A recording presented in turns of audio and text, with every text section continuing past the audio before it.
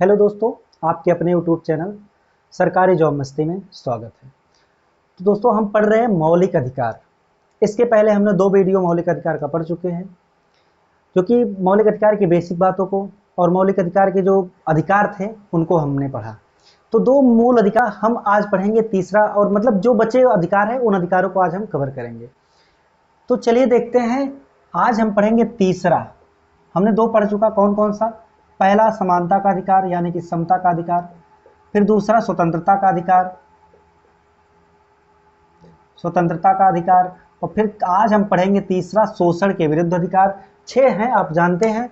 समानता, स्वतंत्रता, शोषण के विरुद्ध अधिकार, धार्मिक स्वतंत्रता का अधिकार, सांस्कृतिक एवं शिक्षा का अधिकार और संवैधानिक उपचारों का अधिकार। ये आप लोग को याद करवाया गया था इसके पहले वाले वीडियो में। आप लोग को बताया ना कि अगर आप लोग उस वीडियो को नहीं पढ़े हैं तो पहले उस वीडियो को पढ़ लीजिए और ज़्यादा समझ में आएगा, पढ़ने में मजा आएगा। अब आज हम पढ़ेंगे तीसरा मूल अधिकार, जो है शोषण के विरुद्ध अधिकार। शोषण के विरुद्ध अधिकार, ये जो शोषण के विरुद्ध अधिकार है, यह अनुच्छेद 23 और अनुच्छेद 24 में इसका जिक्र किया गया है। 2 ही अनुच्छेद हैं, अनुच्छेद 23 और अनुच्छेद 24। बड़े आसानी से याद हो जाएगा, 23 और 24। 23 में क्या है, 24 में क्या है। तो अनुच्छेद 23 जो है, अनुच्छेद 23 में कहा गया है कि मानव का व्यापार नहीं हो सकता। मानव व्यापार, क्योंकि ये भी शोषण में आता है, तो मानव व्यापार, बलात्श्रम, बलात्श्रम का मतलब जबरदस्ती मजदूरी नहीं करवा सकते। आप किसी से जबरदस्ती नहीं काम करवा सकते। पहले आप लोग को जानते होंगे कि जब ब्रिटिश शासन था हमारे भारत में, तो ब्रिटिश लोगों ने क्या करते थे, अंग्रेज लोग आते थे और किसी भी आदमी को पकड़ ले जाते थे और उनसे जबरदस्ती काम करवाते थे, मार पीट कर। तो इस पर अब रोक लग गया है, बलात्श्रम यानी कि जबरदस्ती आप मजदूरी नहीं करवा सकते। तीसरे में है कि बधुआ मजदूरी नहीं करवा सकते, बधुआ मजदूरी भी नहीं करवा सकते आप, बधुआ मजदूरी भी नहीं करवा सकते।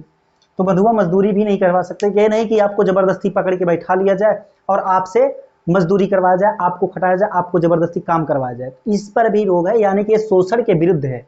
ना तो आप मानव व्यापार कर सकते हैं, ना तो बलात्श्रम कर सकते हैं, ना तो बधुआ मजदूरी करवा सकते हैं। तो ये पूछ लेगा अनुच्छेद 30 से, तो पूछ लेगा मानव व्यापार, बलात्श्रम या बधुआ मजदूरी का अनुच्छेद किस अनुच्छेद में इसको वर्णन किया गया मौलिक अधिकार, तो अनुच्छेद 23 में।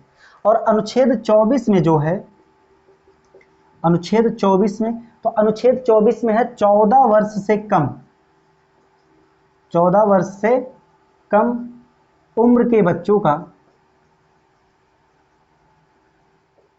उम्र के बच्चों का कारखानों में काम करने पर रोक। कारखाना ही कहीं पर भी काम करने पर रोक है, काम करने पर रोक है। तो क्या है सॉरी, तो अनुच्छेद 23 में मानव व्यापार, बलात्श्रम और बधुआ मजदूरी। अनुच्छेद 24 में क्या है कि 14 वर्ष से कम बच्चों का कारखानों में काम करने पर रोक है। तो यह है शोषण के विरुद्ध अधिकार। तो शोषण के विरुद्ध का जो अधिकार है वो है अनुच्छेद 23 और 24 में। अब इसके बाद हम पढ़ेंगे है अगला अधिकार है धार्मिक स्वतंत्रता का अधिकार। धार्मिक स्वतंत्रता का अधिकार अनुच्छेद 25 से लेकर के अनुच्छेद 28 तक वो धार्मिक स्वतंत्रता का अधिकार कहा गया है। वो क्या क्या कहा गया है, तो अनुच्छेद 25 और अनुच्छेद 28 में क्या क्या है, तो अनुच्छेद 25 में कहा गया है धर्म को मानने, आचरण और प्रचार, यानी कि आप स्वतंत्र है, आप किसी भी धर्म को मान सकते हैं, आचरण यानी कि स्वीकार कर सकते हैं और उसका प्रचार कर सकते हैं। आप पर कोई रोक नहीं लगा सकता कि आप धर्म को ना मानिए। तो धर्म मानने, आचरण और प्रचार करने का आपके पास अधिकार है। यदि कोई धर्म को मान रहा है और उस पर कोई आके रोक लगा रहा है, तो आप उसके लिए भी आप संवैधानिक उपचारों के अधिकार में जा करके हाईकोर्ट और सुप्रीम कोर्ट में जा सकते हैं। तो आप अभी पढ़ेंगे संवैधानिक उपचारों में। उसके बाद फिर धार्मिक प्रबंधन, तो धर्म का प्रबंधन कर सकता है कोई भी, धार्मिक प्रबंधन यानी कि धर्म का प्रबंधन कर सकता है। पहले में है मानना, आचरण और प्रचार, फिर उसके बाद है धार्मिक प्रबंधन, तो धर्म का प्रबंधन करने का भी अधिकार आपके पास है। उसके बाद है धार्मिक कार्यों का संपोषित करना। अनुच्छेद 27 में है धार्मिक कार्यों को संपोषित करना। फिर अगला अनुच्छेद है अनुच्छेद 28। अनुच्छेद 28 में धार्मिक शिक्षा एवं उपासना में उपस्थित, तो अगर कहीं धर्म की बात चल रही है, धार्मिक स्थल है, तो वहां पे आप जा करके वहां पे जो शिक्षा मिल रही धर्म के अनुसार से शिक्षा ग्रहण सकते हैं, उस उपासना में यानी कि उस सभा में उपस्थित हो सकते हैं, बैठ सकते हैं। वो किसी भी धर्म में आप जा सकते हैं, आप पर कोई रोक नहीं कि आप किस धर्म में न जाए, उस धर्म में ना जाए। तो आपको ये आजादी है, धर्म की स्वतंत्रता, यानी कि धार्मिक स्वतंत्रता इसी को बताता है। क्या बताता है? धर्म मानना, आचरण और प्रचार। आप धर्म मान सकते हैं, आचरण कर सकते हैं, प्रचार कर सकते हैं, धार्मिक प्रबंधन कर सकते हैं, धार्मिक कार्यों को संपोषित कर सकते हैं, और धार्मिक शिक्षा यानी कहीं पर सभा चल रही तो वहां पे उपस्थित हो सकते हैं। तो ये 4 चीज है अनुच्छेद 25 से लेकर के अनुच्छेद 28 में कहा गया है। 25 में क्या? धर्म मानना, आचरण। 26 में क्या है? धार्मिक प्रबंधन। 27 में क्या है? धार्मिक संपोषित। और 28 में क्या है? धार्मिक शिक्षा एवं उपासना में उपस्थित होना। तो ये 4 चीजें हालांकि उतना इंपॉर्टेंट नहीं, लेकिन इनको याद तो करना ही पड़ेगा। अब अगला है सांस्कृतिक एवं शिक्षा संबंधी। ये है जो मूल अधिकार 5वां है।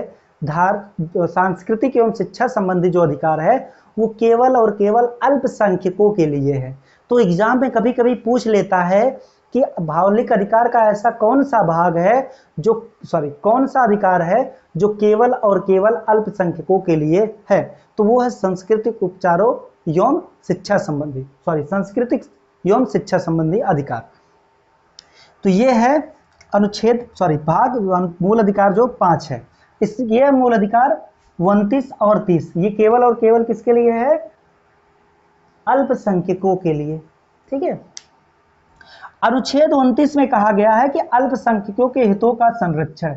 लोग कहते हैं ना कि मुस्लिम भी आपका एक अल्पसंख्यक में आते हैं, और भी कैटेगरी जो होते हैं वो अल्पसंख्यक में आते हैं, तो उनका संरक्षण करना संविधान के मूल अधिकार 5 में कहा गया कि उनका संरक्षण करेंगे। और अनुच्छेद 29 में है तो अल्पसंख्यकों के हितों का संरक्षण, जो उनके हित में आएगा, काम होगा, तो उनका संरक्षण होगा अनुच्छेद 29 में। और अनुच्छेद 30 में है शिक्षा संबंधी संरक्षण, तो वो अल्पसंख्यकों की जो शिक्षा होगी उनके संबंधी संरक्षण जो है वो अनुच्छेद 30 में है। तो धार्मिक स्वतंत्रता हो गया 25 से 28, संस्कृति एवं शिक्षा संबंधी अधिकार हो गया 29 से 30 हो गया। अब संवैधानिक उपचारों का अधिकार ये क्या कहता है? और ये है अनुच्छेद 32 में। तो संवैधानिक उपचारों का जो अधिकार है वो अनुच्छेद 32 में है। अनुच्छेद 32 क्या कहता है कि आपके पास जो मूल अधिकार प्राप्त है, समानता का अधिकार, स्वतंत्रता का अधिकार, शोषण के विरुद्ध अधिकार, धार्मिक स्वतंत्रता का अधिकार और सांस्कृतिक एवं शिक्षा का अधिकार, यदि इस अधिकारों का कोई व्यक्ति या सरकार आपके अधिकारों का हनन करती है या आपके अधिकारों को ठेस पहुंचाती है, तो आप उनका अपील कर सकते हैं। कहां पे? अनुच्छेद 32 के तहत हाई कोर्ट या सुप्रीम कोर्ट में आप क्या कर सकते हैं? अपील दे सकते हैं। कहां पर? हाई कोर्ट और सुप्रीम कोर्ट में। तो क्या कि जो मूल अधिकार आपके होंगे उन मूल अधिकारों का अगर कोई हनन करता है तो उसके लिए आप अपील हाई कोर्ट और सुप्रीम कोर्ट में दे सकते हैं। यही बताया गया है संवैधानिक उपचारों का अधिकार। तो संवैधानिक उपचारों का जो अधिकार है वो अनुच्छेद 32 में। अब कहोगे अनुच्छेद 31 कहा गया, तो आपको बताया गया होगा कि जो अनुच्छेद 31 है वो अनुच्छेद 31 को हटा दिया गया था, और हटा करके कहां पे रखा गया था? तो अनुच्छेद 300A में रखा गया था। आपको याद होगा कब हटाया गया? तो 44वें संविधान संशोधन 1978 में उनको हटा करके, जहां से अनुच्छेद 31 से हटा करके अनुच्छेद 300A में रखा गया था कानूनी अधिकार। अब कुछ और चीजें हैं अनुच्छेद 33, 34 और 35। तो अनुच्छेद 33 क्या है? संसद के पास ये शक्ति होती है कि सेना, सशस्त्र और खुफिया को भी कुछ अधिकार, ये तो आपके अधिकार के अंतर्गत नहीं आते हैं, लेकिन व्यक्तिगत रूप से कुछ अधिकार व्यक्तियों के रूप में आते नहीं है, लेकिन वहां पे जो सेना है, सशस्त्र और खुफिया, इनका अधिकार संसद दे सकती है। फिर अनुच्छेद 34 में क्या? संसद जो है ये भी शक्ति दे सकती है, लेकिन मार्शल लॉ जब लग जाएगा तो कुछ अधिकार आपके कम हो सकते जो मौलिक अधिकार में मिले हैं। तो अनुच्छेद 35 में क्या? संसद के द्वारा कानून जो बना सकता है उसका भी अधिकार है। तो ये चीज थे आपका मौलिक अधिकार। तो मौलिक अधिकार आपने पढ़ा, जितने भी 3 वीडियो में हमने इसको पढ़ा, काफी लंबा मौलिक अधिकार था, और ये तो मान लीजिए जितना इंपॉर्टेंट नहीं था, लेकिन जितना इंपॉर्टेंट आपका अगला 2 वीडियो था वो काफी इंपॉर्टेंट है। हालांकि इंपॉर्टेंट तो ये भी है, यहाँ से भी प्रश्न बनते हैं, तो अगर उस वीडियो को नहीं पढ़ेंगे उसको भी पढ़ लीजिएगा, फिर इसको पढ़िएगा, और अगर वीडियो पसंद आए तो लाइक, शेयर और सब्सक्राइब कीजिएगा।